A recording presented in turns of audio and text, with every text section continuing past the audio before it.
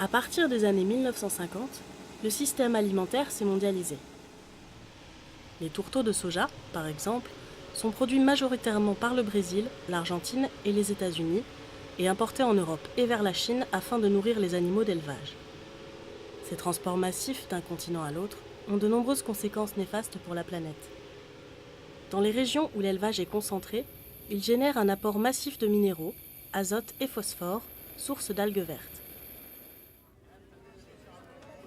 Cette séparation des lieux de production et de consommation aboutit par ailleurs à un manque de repères et de transparence pour le consommateur. Il existe pourtant des alternatives nommées systèmes alimentaires territorialisés qui participent à la transition agroécologique des systèmes alimentaires. Les initiatives sont nombreuses. Citons par exemple les restaurations collectives locales dans les écoles ou les cliniques, les projets d'épicerie locale ou encore les marchés qui demeurent les initiatives les plus implantées, en particulier dans les villes. Une grosse partie au marché, pratiquement tout. Quand il y a un peu de surplus, on est au grossiste, mais cette année, c'est pas le cas. Ah ben moi je fais 2 marchés par semaine, un samedi et un dimanche, et j'en fais un à la campagne chez moi et un à Toulouse.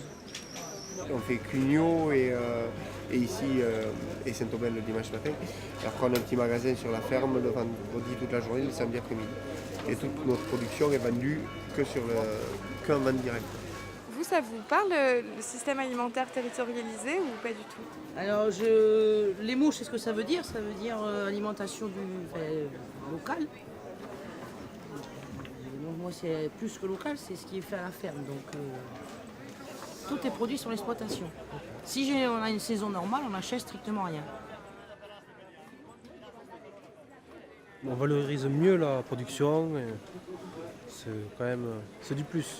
Mais c'est pas la peine de faire venir de la viande de l'étranger alors qu'on peut la produire en France de meilleure qualité et après tout avec l'impact écologique qu'il y a par la suite en le faisant venir de l'étranger. On ne parle pas de la taxe carbone et tout ça. On ne peut pas travailler avec du soja OGM. Je trouve pas ça trop écologique. Alors on produit en petite quantité une grande diversité de produits. On les commercialise nous-mêmes, ce qui nous permet d'augmenter au maximum le ratio sans passer par des intermédiaires. Est-ce que c'est important le côté social ou... Alors pour nous, c'est indispensable de pouvoir avoir un contact avec le public, avec nos clients. Effectivement, vendre dans des structures, on perd ce contact. Et, on est la tête dans le guidon toute l'année. Si on n'a pas ces 3 demi-journées par semaine où on voit des gens, c'est terriblement mortel. On est directement en contact avec le consommateur et après c'est plus revalorisant parce qu'on voit toute la chaîne. Là, on fait de l'élevage jusqu'à la vente. Il y a des gens qui viennent glaner, après on essaye de prendre le plus juste possible. Et puis après si c'est pas trop abîmé, on repasse sur le marché suivant. Alors, on n'a pas de chambre froide, c'est un choix aussi. On ne vend que des produits frais.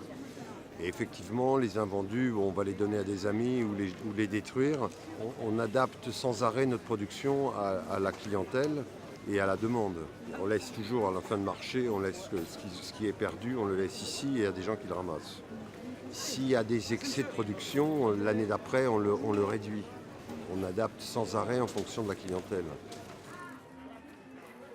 Les marchés de producteurs, tout comme la restauration collective basée sur des produits issus de pratiques agroécologiques, contribuent à une alimentation de qualité vertueuse pour la planète.